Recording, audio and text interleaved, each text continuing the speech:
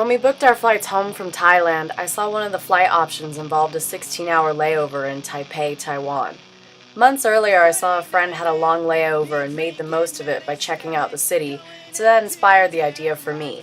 It was a little crazy, but it sounded like one last exciting adventure before ending our vacation.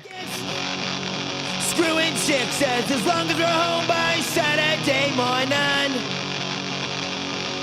We met this nice lady on the bus from the airport into the city.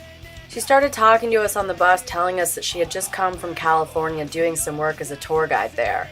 Living in a big city like Los Angeles, I'm always suspicious of people's motives, so I was kind of wondering what she wanted from us because she was so overly helpful. When we got off the bus, coincidentally she was walking the same way as we were to the metro because that was her way home. Her stop was just one off from ours, so she helped us buy our train tickets and told us which stop to get off at to the night market. Her only motive and intention was just to display kindness to us, and I think that's really cool.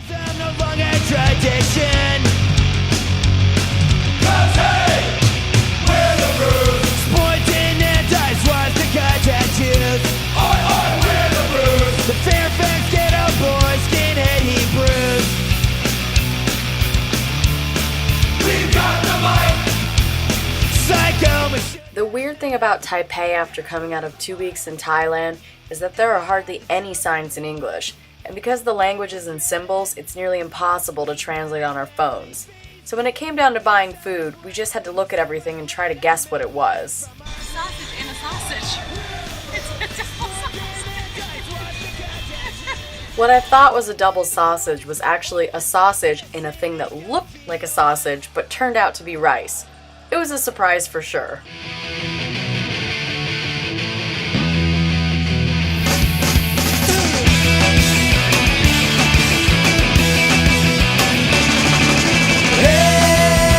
The night market was lively, busy, and overwhelming with lots to do.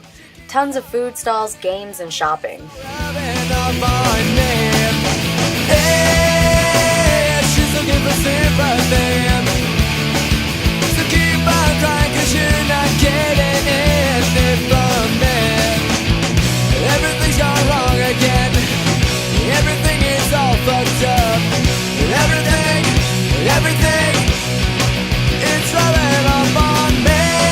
After 2 weeks in hot and humid Thailand, I didn't even think of checking the weather for Taipei in advance since we weren't going to be there very long.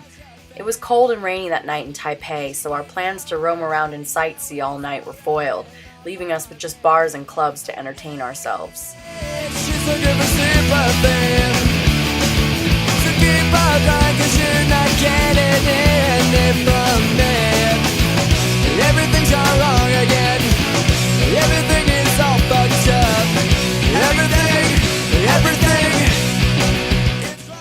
At the nightclub Barcode, we ended up meeting two super nice guys from Germany and struck up a conversation with them. Since Joe is also originally from Germany, we hit it off. After Barcode closed, it was still cold and rainy and we had at least 8 more hours into our flight home, so we left with our new friends in search of the next party spot. For some reason, we thought there would be some clubs and bars open all night like many other international cities. But that was another incorrect assumption we made about Taipei. One of Joe's friends told him about a cool punk bar called Revolver, so Joe, me, and our new friends cabbed over. Upon our arrival, the bartender told us they were done for the night. We asked where else we could go, and she told us about a cool bar called Fucking Place. We all hopped in another cab to Fucking Place and found our last stop for the night. Come along if you dare. Take a ride to the land inside of your mind. Another weird thing about Taipei is that according to the bartenders at Fucking Place, if a bar is still serving alcohol late, they can't serve hard alcohol, only beer and cider. That was the first time I had ever heard a rule like that, so cider it was. We spent a couple hours there with our new German friend talking and drinking, and met a bunch of other cool rocker people from various parts of the world.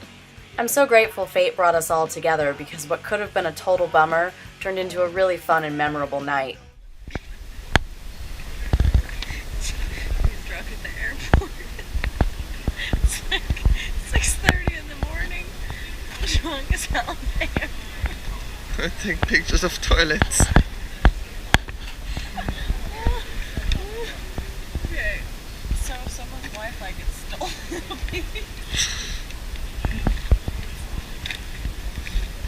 Hold on. We have the vehicle, right?